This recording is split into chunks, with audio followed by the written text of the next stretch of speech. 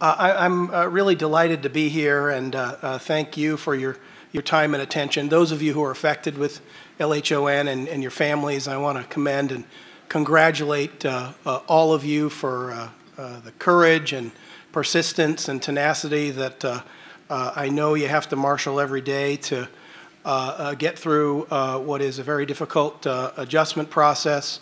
LHON can bring with it a really profound sense of loss, and at a minimum a need for really significant adjustment. But there's also, as you think about those things that constitute loss, loss of your vision, and other things in your life, I think it's important to keep in mind all the things that are left. And if you start orienting yourself in that way, you may find there's quite a bit left, actually. We know that the onset of disability doesn't affect people's interests for the most part. It doesn't affect their passions and their values and those core aspects of who they really are. Often doesn't affect their personality. And people want to continue on doing many of the same things that they did before, perhaps in different ways. So I'm just glad to be a part of this. I'm not sure that my own story is all that interesting.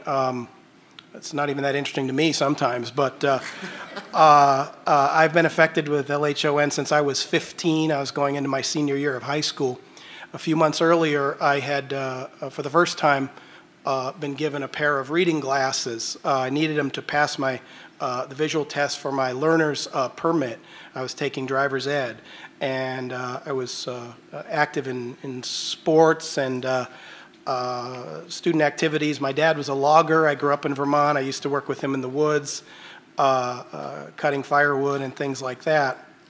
And in June of 1984, I guess it was, I was playing on the school baseball team with my glasses for the first time. And by July of that year, when I turned 16, I could no longer read the headlines in newspapers. It had progressed that quickly, although I guess it had been coming on for some time, but it was over a fairly short period of time. Grew up on a dirt road in a small town in Vermont. As I said, I wanted to stay in the public school, and my public school guidance counselors and others put in a program for me so that I could stay with my friends. I talk about that, keeping things going the way that you had them, and for me that was really important. Stayed in a public school, continued on with my courses, kind of a college prep track I thought I was on, but I wasn't sure exactly what was going to happen after high school. Everything really just kind of changed going into that last year of high school. I had a meeting with my school counselor, whose son was in my class and was a friend of mine. I'd known this gentleman for years, and I went to him with my mother, and it was months at this time. It took a long time to rule everything else out and determine that it was actually Leber's that was affecting me. So it was several months from the time my visual impairment onset to the time that they figured out what exactly I was dealing with, but I knew I couldn't see very well. And so I went and met with my counselor and said, I don't know what we're going to do, but I can't, you know, I can't read, I can't play ball anymore. Football season was coming. I thought I couldn't do that. I can't drive my car. That I'd already bought a car, getting my license. I can't do that. You know, I don't know if I'm going to be able to go to college. What am I going to do? And he stopped me there, and he'd known me for a long time, and he said, you know, you've taken about a half an hour telling me all the things you can't do, and he said, I understand this is new, and we don't know exactly what's going to happen, but I haven't heard you say anything about the things you can do, you know, still. And he said, and I remember this, you know, just had a profound impact on me then, and he said, you know, nobody's ever going to remember you for what you didn't do.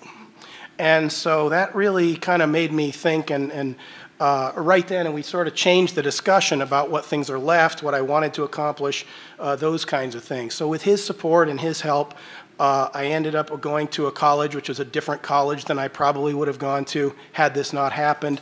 I chose the college because it was near my home. I was still going back and forth to the doctor in Boston to find out exactly what was happening.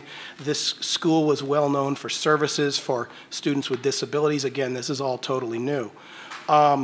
So I went to college and enjoyed that very much. I enjoyed a break from the extended my adolescence and wanted to break from the real world. I liked it so much I decided to stay in school.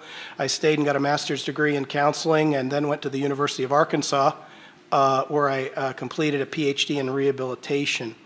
I guess my interest in that field was driven by my experiences going through the process and as a rehabilitation consumer, thinking about all of the help and support, even at that early stage of my life I'd received at that time. I became interested in it professionally. And Jonathan, I know that's probably part of what has drawn you to your work and certainly to your research.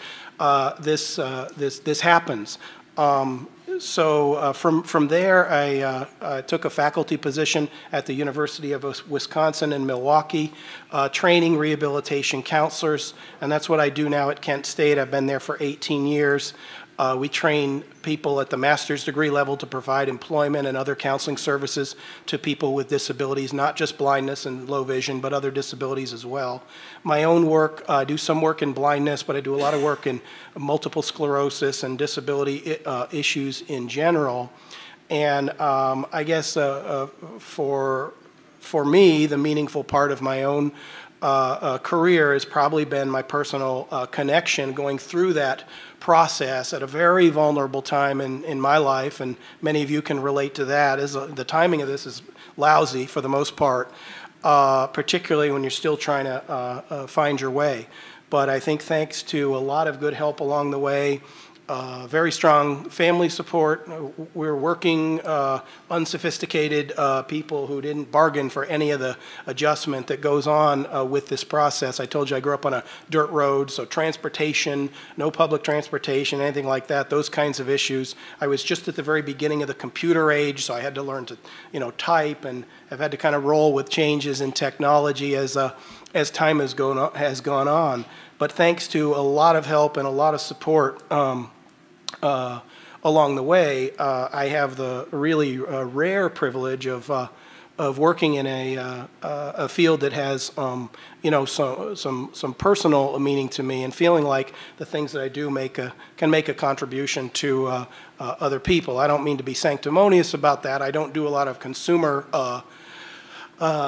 panels like this, and again, my own experience. I'd rather tell you about the work that I'm doing and things like that. That's kind of my angle, I think, for the most part. But it's been great, even in yesterday and today, to talk with other people who are dealing with this very issue, and I'm learning a lot about the process, and this can feed my teaching, as I'm training professionals who will be working with you and your family members in moving forward and keeping things rolling. And learning things about out here in the exhibits about technology and things that can help me in my own life and that kind of thing. So it's a great opportunity for me to